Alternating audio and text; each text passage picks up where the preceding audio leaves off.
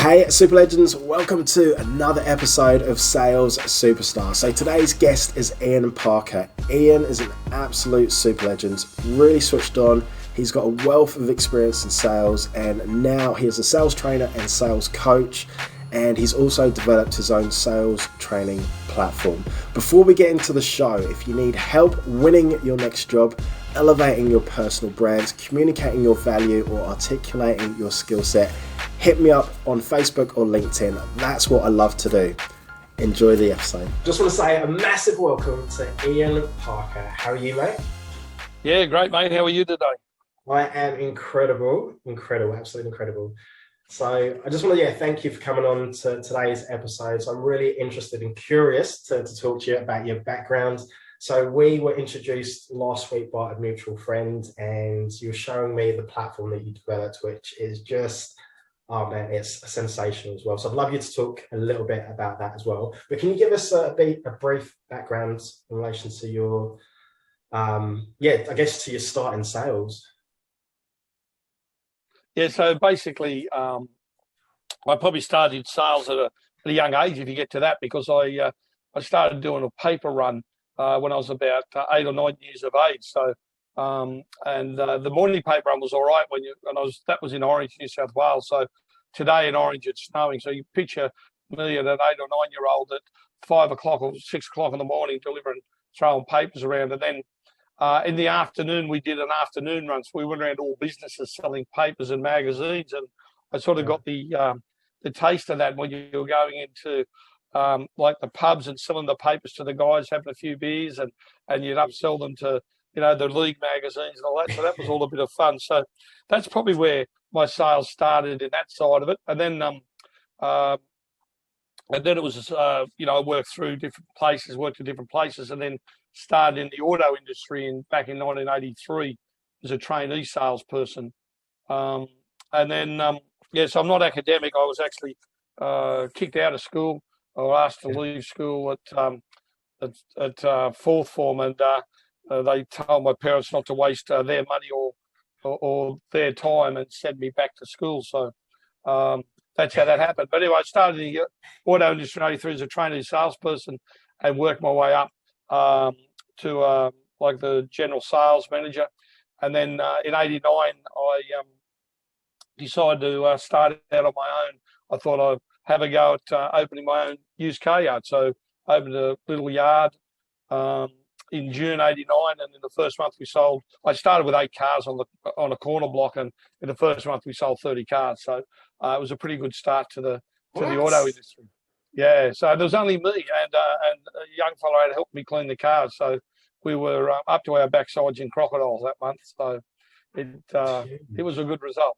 So then, then I just went on, and I ended up building that business up and buying land around us, and I ended up doing 60 odd used cars a month by the early 90s, and 60 cars a month. Sorry, did you say 60 a month?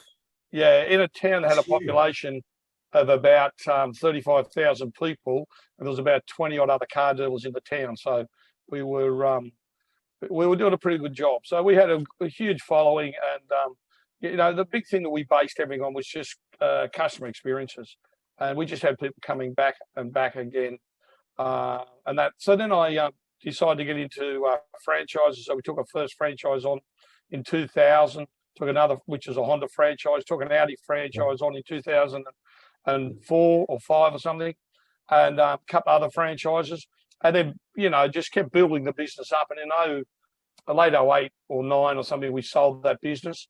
And I then went out coaching and consulting, and at that stage it was just for dealerships. And then got the bug again in 2010. Long story short, we bought another dealership in Griffith, New South Wales, was in receivership. So we actually worked for the receivers for a little bit, babysitting it, ended up buying with a few partners. And I said to my wife at the time that, this is not a long-term gig. We're here for 3 to 5 years. So we sold the Griffith dealership, very profitable, highly awarded in 2015. And then I got into sales coaching full time. So I needed to get my head around how sales coaching worked with online platforms and that. So we bought a platform. We bought a license in a platform, had a look at that, got our head around that. That didn't tick enough boxes for us. So about 18, and I'm not a tech head, I'm far from it, but my wife got involved as tech heads, and they're good people. I just don't, they're just not me.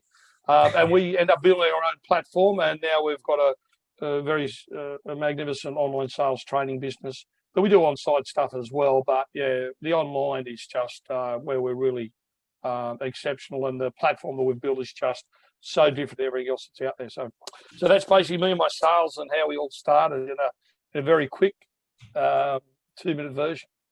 Yes, I love that. All right, so can we take a step back? So you mentioned that you sold 60 cars in a month in a population of, was it 20,000? 35,000 people. 35,000. Okay, so what was it? And you had about another 20 other competitors. So you said it was customer experience that made you different from the rest. Was there anything else that people kept on coming back?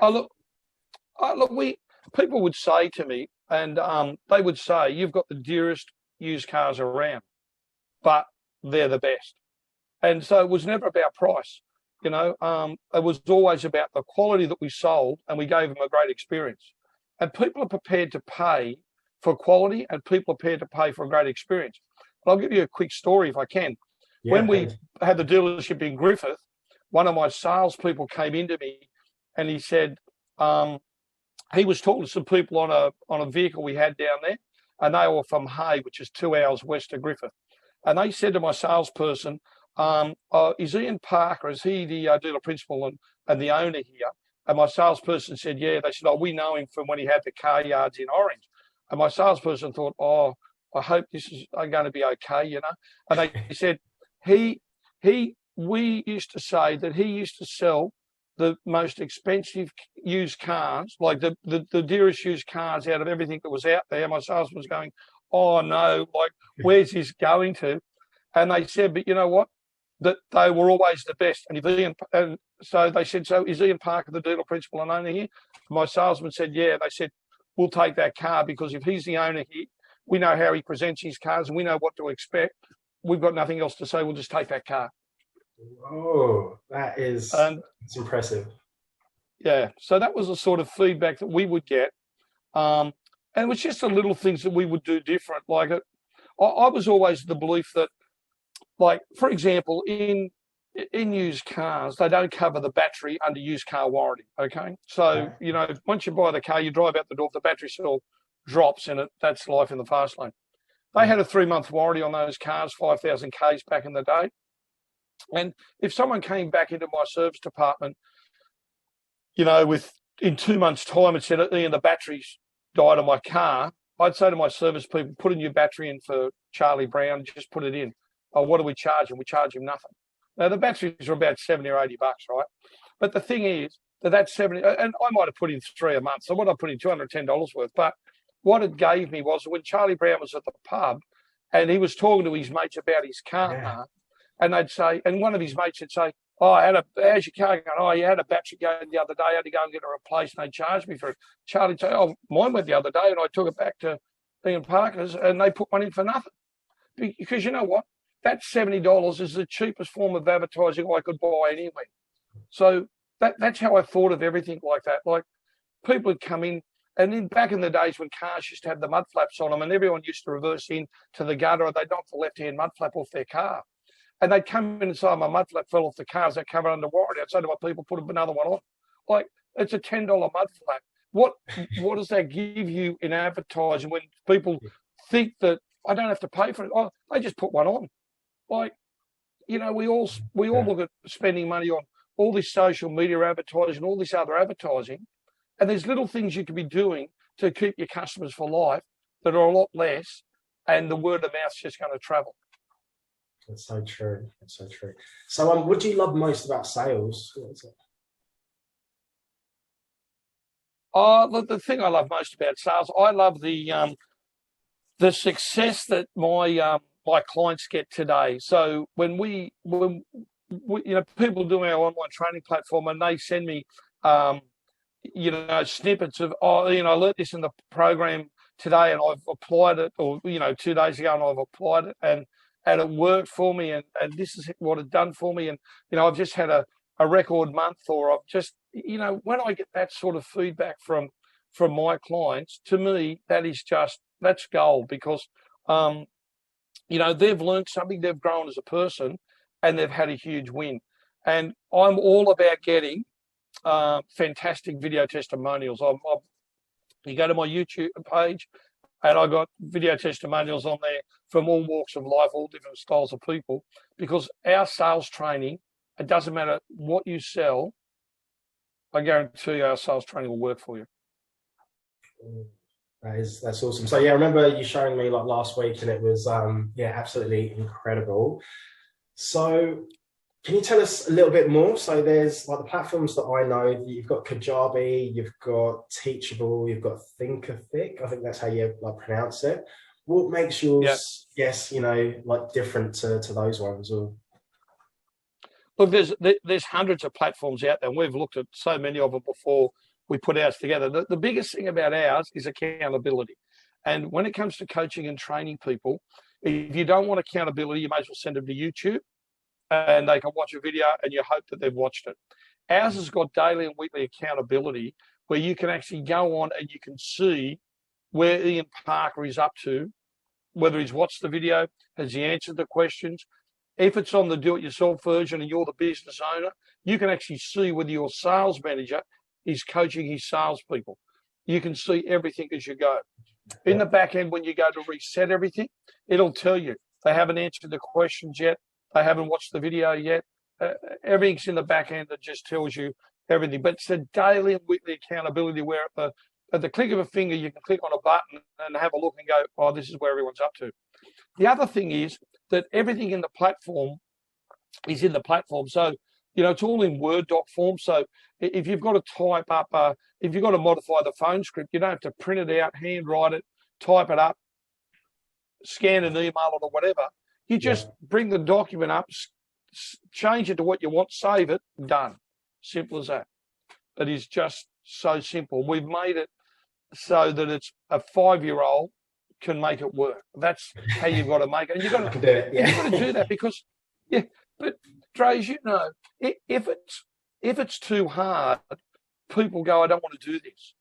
But if it's fun, interactive, and it's easy, they keep doing it. And that's what it's got to be about. Right. So I'm connected to lots of other coaches. So say, for instance, there's a coach in the health and wellness industry or finance or something. Is your platform, would it be suitable for them? It's suitable for any coach that wants to coach their people, wants to have a boutique coaching business with daily and weekly accountability so they can coach them through. The whole platform's interactive. So, every time we have it set up on ours and we set it up, everyone else do it the same. Every time they watch a video and answer questions, the last question's always any comments or questions for your coach. So they can interact daily on the platform and you're interacting back with them via email, via the platform. That's brilliant. I love that. All right. So for you to level up, I guess, learn, develop, grow, what do you do? Do you listen to podcasts? Do you read like books, or what do you do? Yeah, look, I do a lot of things to relax but to the next level myself. Look, I'm up at 99% of the mornings at around 5 a.m. and I go for a walk and put a podcast on. And it's usually for about an hour or so. And I listen to all different sorts of podcasts. I listen to Brad Lee, some of Grant Cardone's stuff. I listen to Brad Lee. The real Brad Lee. He has some fantastic podcasts. I listen to the Mark Boris. I listen to his podcast. I listen to the Salesman's podcast. Anything to do with business or leadership that come up on my feed, I have a listen to when I'm out going for a walk of a morning, and it's just good. And it's some of it, like, it's just keeps the grey matter of yours turning over. Oh yeah, that's pretty cool. I like that. How can I adapt that into what we do and things like that? So and look, I do a lot with when I say do a lot, I followed for years and years and years Grant Cardone. I still follow his stuff, and I remember I met him when he was first just starting out back in about, Really? I think it was about 19, I think it was about 1980 something in Las Vegas. Mm. Yeah, so, and I've been following his stuff since, but, he's got some great books, which is, the Closer Survival Guide and Sell and Be Sold and things. So, I read those, a lot of those books and of his and things like that. If I get a recommended for a good book, I always like to get that and have a look at it and have a read of it, and just you got to keep the grey matter turning over. Love that. All right, thank you. All right, so say for instance we've got a struggling salesperson. Is there any advice that you'd give them, or can you share any sort of maybe strategies and techniques or something that they could use? So, well, yeah. Look, Dre, the biggest thing for salespeople is a couple of things, right? Is they've got to base their whole sale process has got to be based on relationship selling, because people buy from people they know, like, and trust, and people pay more money from people they know, like, and trust, and that's what we talk about in ours. The other thing is always ask one last question. So, when you think that the sale can't go any further, have the skill, and we teach this about asking one last question. The customer says, customer says to you, yeah, thanks very much, I've got everything. Look, leave it with me. I just need to think about it. When the customer does that, they've got their wall up. They want to think about it, they want to get away, okay? And what happens is the average salesperson goes, oh, well, what do you got to think about? Is it the product? Is it the price? And the wall just gets thicker because you're now putting the pressure on the customer. So if you do it a different way, use empathy, permission, question, and you go, hey, and I fully appreciate you want to think about this. This is a big decision. Empathy, permission. Hey, do you mind if I just ask you one question? So now Ian's going to stop, and he's not thinking about, he wants to get away now. He's thinking about what's his question he's going to ask me. Hey, Ian, you've obviously got a reason for saying that. Do you mind if I ask what it is actually you want to think about? Now, they'll tell you what it is they want to think about, and then okay, where do I go from here? All right? So that's one thing. If you're in a bricks and mortar business and you have people walk into your bricks and mortar business or whatever, and most people walk in, and when you walk up to someone, you say, hi, Dre, can I help you there? And you go, no, it's okay, I'm just looking. Is that what they say? And then the salesperson says, Dre, are you looking for anything in particular? And you go, no, I'm just looking. So the salesperson walks off, the customer's left alone, and everyone thinks everyone's happy, but that's not the case. But if you go up to the customer and say, you introduce yourself, welcome to ABC, whatever, and you go, how can I help you today? No, I'm just looking. Perfect, I can help with that. What do you mean you can help with that? Oh, well, look, all I'd like to do is just ask you a couple of questions, better understand your situation and needs, and then maybe show you some options. Would that be okay? So that's just a word track that we have. It's just doing that. The other thing is that's really interesting, that when I started in the industry, and I showed my age a bit when I said, back in the 80s when I started, but what we think about then, back in the 80s and the late 70s, when you rang someone, 9 times out of 10, you rang them at home or you rang them at the office, correct? Because there wasn't many mobile phones around back then, okay? Today, there's mobile phones everywhere, and when we get customers' contact details, we get their mobile number, okay? And what happens is today, when we pick up the phone to talk to someone, we pick up the phone when it suits us, and we go, g'day, Ian. It's Peter here. I'm just following up on that widget that I was talking about yesterday. Where are you up to? And Ian could be at the supermarket. He could be out on his boat. Ian could be anywhere. Yeah. No one. And the old way when I talked about selling was they go straight into it. We coach you don't do that, because today people get their mobile phone could be anywhere. You always ask, have I got you at a good time? All right. The other thing that I recommend that you do is ask your customer what is the best form of contact. So when you talk to them and you've got to follow them up. So, Dre, what is your best form of contact? Do you prefer email, text, or phone call? Old school with the phone for me. Yeah. So if you prefer phone, that's great. So then find out, when do you prefer to be called? Do you prefer morning, afternoon, after work, before work? What hours work best for you? Because if you find out what's their best form of contact and when they prefer best to be called, what's the chance do you think they're going to answer the phone? Yeah. Okay. Yeah. Because we're calling when it suits them, not when it suits us. And we've got to remember it is all about them. It's not about us. I know we want the sale, but we've got to walk in their shoes if we want to get that sale. And if you don't walk in their shoes, you're not going to get the sale. That's such a good tip. So I've just thought of a question. So you said about, the best form of contact. So are you finding that like nowadays, is it when you're selling, is it more social selling? Is it more, are you doing a lot of work on the phone, or are you doing lots of stuff over Zoom, or like what's your, like, I guess where do you get most?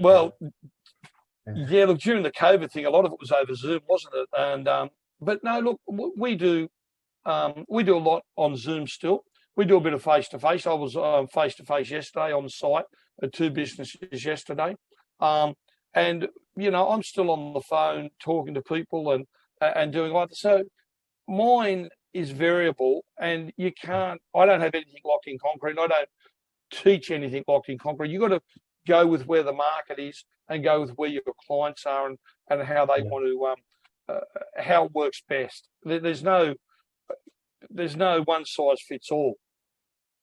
Yeah, I love that. So for me, like helping people get jobs. So I guess a lot of we probably call it prospecting, is like messaging over like Facebook and LinkedIn. And then we'll initiate the call, and then I'll jump on the phone, for the call. And that's what I love, talking to people, on the phone. But also I feel like I don't speak to anyone because of COVID, like face to face, and that's where I'm in my element. It's been a long time. Yeah, I agree, and I'm a firm believer too that if you get in front of people, it's a lot easier. And it's like, when I talk to people, I like to probably talk to them more on Zoom than the phone. I'm happy to talk to everyone on the phone if they just want to ask me a couple of quick questions. But if I'm presenting or talking about our product and our services, what we offer, I just say to people, it's easier for me to show you than tell you when works best for you to have a Zoom call. So if you've got a product that you need to show people, or a service you need to show people, don't try and tell them on the phone, because they can't picture what you're trying to tell them. So always say another thing is easy to say. Say, hey, Ian, look, I'd rather show you than tell you, and it's easier to show you than tell you. When works best for you to have a Zoom conference? All right, Ian, so what's next for you? What's next? What's in the pipeline? Look, I think the next thing for us is we're just going to roll out our platform a bit more with both the do-it-yourself version that we've put in the sales and leadership training, and also to roll the platform out to more coaches to give them the opportunity to have something that's pretty funky out there with where they can run a really successful business with a platform that's got daily and weekly accountability. So that's what we're working on. I mean, we're updating and playing with the platform all the time and adding stuff to it and things. So, yeah. Excellent. And how can people get hold of you? What's the best way? 2 ways. They can go to my website, which is ianparkerinternational.com, or they can find me on LinkedIn at Ian Parker, or they can send me an email at ian@ianparker.com.au. Brilliant, thank you. And one last question. Is there anything that you'd like to leave the audience with, like anything at all? 2 things I'll leave them with. One is start using video more in your sales process, whether it be follow-up, pre-sale, after-sale, or whatever. Use video more. And an example in that is this, that if you're in a business and you make an appointment for a customer to come in at 4 o'clock this afternoon, at 10 o'clock that morning, you normally ring that customer and shaking to hope that they're going to make their 4 o'clock appointment. What I say is get your phone out and have the video there and go, hey, Ian and Mel, just wanted to make sure that everything's still good for 4 o'clock this afternoon. I've got the lounge chair ready for you to sit in. Looking forward to catching you then. I love that. Yeah, use video. Powerful. Okay. Yeah. And the other thing is, if you like, I put together a 5-part sales power course, which I put together pre-COVID, and we're giving it away. It's on 5 8-minute videos that drop one in the inbox every day on building relationships, prospecting, follow-up, objections, and negotiating. What I'll do is I'll send you the link via LinkedIn if you want to post it at the bottom of where you post this. We will do that. Mic drop. Ian, I just want to say thank you so much for your time. You've delivered some absolute gold. Thank you, mate. Appreciate you. Yeah, no worries. Anytime, happy to chat. Boom! All right, just want to say a massive thank you, Ian, for giving up your time, sharing your knowledge, your story, and also those tips. Absolute gold. So some of the things that really stood out for me, like my key takeaways, is that Ian mentioned that when he was selling cars in the small town, he was one of the most expensive, or he was the most expensive. However, even though he was most expensive, his cars that he was selling had quality, he had the service, and he was building relationships. So that's why people would come back to him. Another thing, what I really loved is after customers bought a car, if they had a problem with the battery, it would cost him $70 to replace it. So I can imagine that didn't happen a lot. And the story that he gave when you're down the pub, you're speaking to your mates about what's happened, and they're saying no, they replaced it for free, and your mate's gonna be going like, oh, I had to pay for mine. So I think that's really cool. The podcast that he listens to, he mentioned Uncle G. So Grant Cardone, absolutely love Uncle G. Brad Lee, love Brad Lee as well, and Mark Boris, absolute super legends as well. So make sure you check out their podcasts if you haven't listened to any of those. Another thing that Ian mentioned was about relationship selling. So know, like, and trust. I call that the KLT factor. That's a great way to build rapport, to build relationships. And he spoke about empathy. So listening to understand, not just to respond.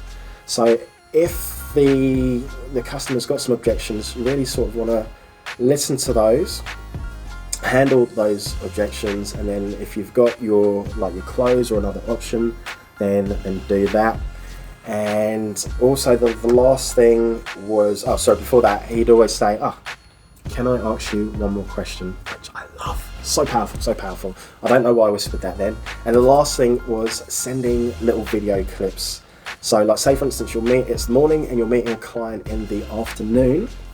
You can send a little video clip, short, 15-20 second clip. Hey Joe, really looking forward to catching up with you later. I've got some really exciting options for you. I think that's pretty cool. What I do is I'll send on LinkedIn, I'll send when I've connected with someone, I'll send an introductory video just saying, look, really great to be connected. If there's any way that I can help and support you, please let me know. And then that way, that helps with the know, the like, and the trust. So guys, I just want to say thank you for tuning in. I appreciate you, I value you, and I'll see you on the next episode.